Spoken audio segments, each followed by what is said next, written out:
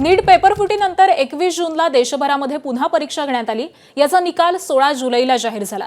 मात्र या निकालामध्ये प्रचंड गोंधळ उडाल्याचं समोर आलंय। आन्सर की नुसार 522 गुण मिळवणाऱ्या बीडमधील सोहम गवते या विद्यार्थ्याला प्रत्यक्ष स्कोअर कार्डमध्ये अवघे 95 गुण मिळालेत।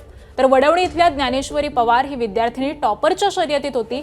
आन्सर की नुसार 720 पैकी तब्बल 700 गुण मिळालेत तिला, असं तिला अपेक्षित होतं। मात्र मिळालेली OMR शीट चुकीची असल्याचा दावा तिने केलाय।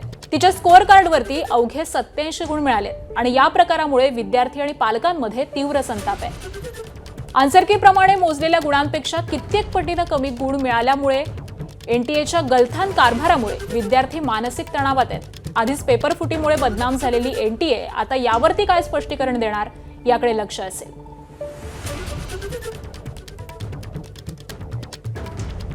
तर सोहम गवते या विद्यार्थी आणि त्याच्या पालकांशी बातचीत केली आमचे प्रतिनिधी कृष्णा केंडे यांनी। बीडचा एक विद्यार्थी आपल्या सोबत आहे। तुझं नाव काय आणि काय तुझ्या सोबत घडलंय? सर, माझं नाव सोहम गवते आहे। पहिले तर नीटचे पेपर 3 मे तारखेला झाला। त्याच्यानंतर तो लीकमुळं परत पेपर घेण्यात आला। तो 21 जून 2026ला घेण्यात आला। तो पेपर मी चांगला सोडवला। मी घरी आल्यावर चेक केलं, त्यानुसारही मला 522 मार्क्स येत होते। त्यानंतर 13 जुलै ते 15 जुलैपर्यंत NTA OMR शीट डाउनलोड करण्यासाठी पोर्टल ओपन केलं। तर त्या पोर्टलनुसार मी डाउनलोड केली व आन्सर कीनुसार काढले, तर तेव्हा पण 522 येतात। 16 तारखेला 8:30च्या दरम्यान त्यांनी फायनल आन्सर की डिक्लेअर केली। त्यानुसार जेव्हा पाहिले तेव्हाही 522 येतात। पण जेव्हा त्यांनी रिझल्ट डिक्लेअर केला त्या टायमिंगला माझ्या रिझल्ट स्कोअर कार्डवर मला फक्त 95 मार्क्स येत आहेत। हे 95 मार्क्सचं ही आहे? हो, स्कोअर शीट आहे। हो सर। बरं, मग तू टॅली कसं केलं होतंस ते जरा समजून सांगा मला। सर, ही माझी OMR शीट, ह्याच्यामध्ये मी कोणचे अटेम्प्ट केलेत, कोणचे अनअटेम्प्टेड आहेत ते मी ह्याच्यात आहेत सगळे। हे मी मॅच केले त्यांच्या आन्सर कीनुसार।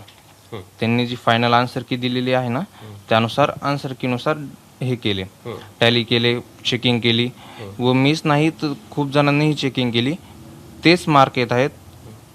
आता दुसरा नंबरचा हा बोनस आहे तो सगळ्यांनाच भेटणार, तर ते धरून मला 522 मार्क्स येत आहेत, पण मला 95 मार्क्स आलेत। मग ह्या संदर्भात तू कोर्टात पण जाणार आहेस असं काय?